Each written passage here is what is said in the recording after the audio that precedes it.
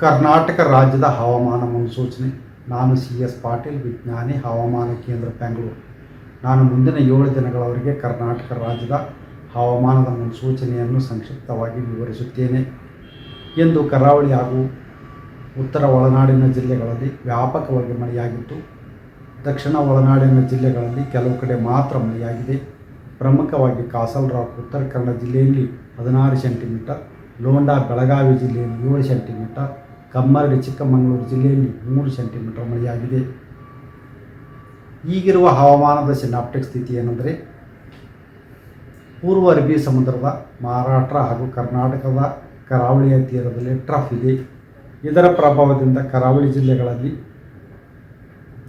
August 20ರಂದು ವ್ಯಾಪಕವಾಗಿ, August 21ರಿಂದ August 25ರವರೆಗೆ ಹಲವು ಕಡೆ ಮಳೆಯಾಗುವ ಹೆಚ್ಚಿನ ಸಾಧ್ಯತೆ ಇದೆ. ಉತ್ತರ ಕನ್ನಡ, ಉಡುಪಿ ಹಾಗೂ ದಕ್ಷಿಣ ಕನ್ನಡ ಜಿಲ್ಲೆಗಳ ಕೆಲವು ಕಡೆ ಭಾರೀ ಮಳೆಯಾಗುವ ಸಾಧ್ಯತೆ ಇದ್ದು, ಆಗಸ್ಟ್ 20ರಂದು ಯೆಲ್ಲೋ ಅಲರ್ಟನ್ನು ಘೋಷಿಸಲಾಗಿದೆ. ಉತ್ತರ ಹಾಗೂ ದಕ್ಷಿಣ ಒಳನಾಡಿನ ಜಿಲ್ಲೆಗಳಲ್ಲಿ ಆಗಸ್ಟ್ 20ರಿಂದ ಆಗಸ್ಟ್ 25ರವರೆಗೆ ಕೆಲವು ಕಡೆ ಹಗುರದಿಂದ ಸಾಧಾರಣವಾಗಿ ಮಳೆಯಾಗುವ ಹೆಚ್ಚಿನ ಸಾಧ್ಯತೆ ಇದೆ. ಬೆಂಗಳೂರಿನಲ್ಲಿ ಆಗಸ್ಟ್ 20ರಿಂದ ಆಗಸ್ಟ್ 25ರವರೆಗೆ ಕೆಲವು ಕಡೆ ಹಗುರದಿಂದ ಸಾಧಾರಣವಾಗಿ ಮಳೆಯಾಗುವ ಹೆಚ್ಚಿನ ಸಾಧ್ಯತೆ ಇದೆ. ಕರ್ನಾಟಕ ರಾಜ್ಯಾದ್ಯಂತ ಆಗಸ್ಟ್ 26ರಿಂದ ಮಳೆಯ ವಿಂಗಡಣೆ ಹಾಗೂ ತೀವ್ರತೆ ಏರಿಕೆಯಾಗುವ ಹೆಚ್ಚಿನ ಸಾಧ್ಯತೆ ಇದೆ. ಕರ್ನಾಟಕ ರಾಜ್ಯದ ಹವಾಮಾನ ಮುನ್ಸೂಚನೆ. ನಾನು CS ಪಾಟೀಲ್, ವಿಜ್ಞಾನಿ, ಹವಾಮಾನ ಕೇಂದ್ರ, ಬೆಂಗಳೂರು. ನಾನು ಮುಂದಿನ 7 ದಿನಗಳವರೆಗೆ ಕರ್ನಾಟಕ ರಾಜ್ಯದ ಹವಾಮಾನದ ಮುನ್ಸೂಚನೆಯನ್ನು ಸಂಕ್ಷಿಪ್ತವಾಗಿ ವಿವರಿಸುತ್ತೇನೆ. ಇಂದು ಕರಾವಳಿ ಹಾಗೂ ಉತ್ತರ ಒಳನಾಡಿನ ಜಿಲ್ಲೆಗಳಲ್ಲಿ ವ್ಯಾಪಕವಾಗಿ ಮಳೆಯಾಗಿದ್ದು, ದಕ್ಷಿಣ ಒಳನಾಡಿನ ಜಿಲ್ಲೆಗಳಲ್ಲಿ ಕೆಲವು ಕಡೆ ಮಾತ್ರ ಮಳೆಯಾಗಿದೆ. ಪ್ರಮುಖವಾಗಿ ಕಾಸರಗೋಡು, ಉತ್ತರ ಕನ್ನಡ ಜಿಲ್ಲೆಯಲ್ಲಿ 16 ಸೆಂಟಿಮೀಟರ್, ಲೋಂಡಾ, ಬೆಳಗಾವಿ ಜಿಲ್ಲೆಯಲ್ಲಿ 7 ಸೆಂಟಿಮೀಟರ್, ಕಮ್ಮರಡಿ, ಚಿಕ್ಕಮಗಳೂರು ಜಿಲ್ಲೆಯಲ್ಲಿ 3 ಸೆಂಟಿಮೀಟರ್ ಮಳೆಯಾಗಿದೆ.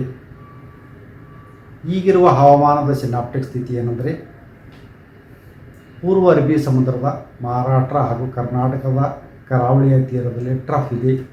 ಇದರ ಪ್ರಭಾವದಿಂದ ಕರಾವಳಿ ಜಿಲ್ಲೆಗಳಲ್ಲಿ ಆಗಸ್ಟ್ 20ರಂದು ವ್ಯಾಪಕವಾಗಿ, ಆಗಸ್ಟ್ 21ರಿಂದ ಆಗಸ್ಟ್ 25ರವರೆಗೆ ಹಲವು ಕಡೆ ಮಳೆಯಾಗುವ ಹೆಚ್ಚಿನ ಸಾಧ್ಯತೆ ಇದೆ. ಉತ್ತರ ಕನ್ನಡ, ಉಡುಪಿ ಹಾಗೂ ದಕ್ಷಿಣ ಕನ್ನಡ ಜಿಲ್ಲೆಗಳ ಕೆಲವು ಕಡೆ ಭಾರೀ ಮಳೆಯಾಗುವ ಸಾಧ್ಯತೆ ಇದ್ದು, ಆಗಸ್ಟ್ 20ರಂದು ಯೆಲ್ಲೋ ಅಲರ್ಟನ್ನು ಘೋಷಿಸಲಾಗಿದೆ.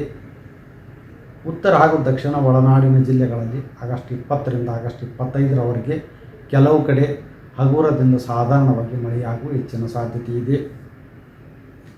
ಬೆಂಗಳೂರಿನಲ್ಲಿ ಆಗಸ್ಟ್ 20ರಿಂದ ಆಗಸ್ಟ್ 25ರವರೆಗೆ ಕೆಲವು ಕಡೆ ಹಗುರದಿಂದ ಸಾಧಾರಣವಾಗಿ ಮಳೆಯಾಗುವ ಹೆಚ್ಚಿನ ಸಾಧ್ಯತೆ ಇದೆ.